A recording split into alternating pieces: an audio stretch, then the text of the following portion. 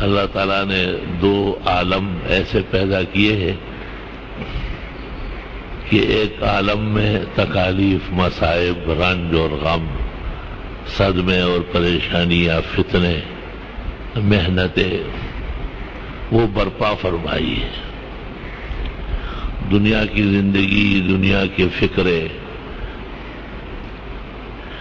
دنیا میں دنیا والوں کو اور طرح تکالیف ہے، وہ مال میں بھی پریشان ہے اور مال نہ ہو تو بھی پریشان ہے، وہ اپنوں کے ہاتھ سے بھی سرگردان ہے اور دوسروں کے ہاتھ سے بھی بے چین ہے۔ دری دنیا کسے بے غم نہ باشد، اگر باشد بنی آدم نہ باشد۔ اہل دین کے جو مصائب ہے یا شدائد ہے وہ دوسرے رنگ کے ہیں، وہ تقرب الہی کے باعث ہے۔ اس لیے حدیث شریف میں دو باتیں آپ نے کہی ہے۔ بخاری اور مسلم میں آپ نے کہا کہ نحن معاشر الانبیاء اشد بلاء، ہم پیغمبر لوگ زیادہ امتحان میں رہتے ہیں۔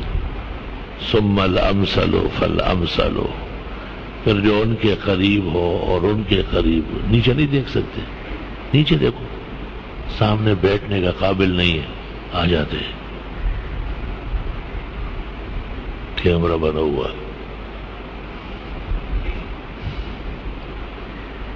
اللہ۔ اور دوسری حدیث میں آپ فرماتے ہیں قیامت کے دن جب مصابین کو اجر ملے گا، مصاب اس کو کہتے ہیں جن کو تکلیف پہنچی ہو، رنج پہنچا ہو، بیماری آئی ہو، آزمائشوں سے گزرے ہو، تو جو معفوین ہوں گے اہل عافیت وہ کہیں گے یہ اجر تو بہت زیادہ ہے، یہ مقام اور مرتبہ تو بہت بڑا ہے۔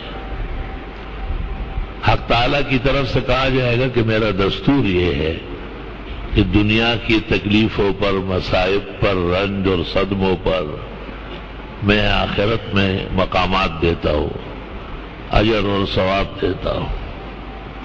تو وہ طبقہ جو دنیا میں قدر آرام اور راحت سے رہا ہو وہ افسوس کریں گے کہ آئی جاتی تکلیفیں،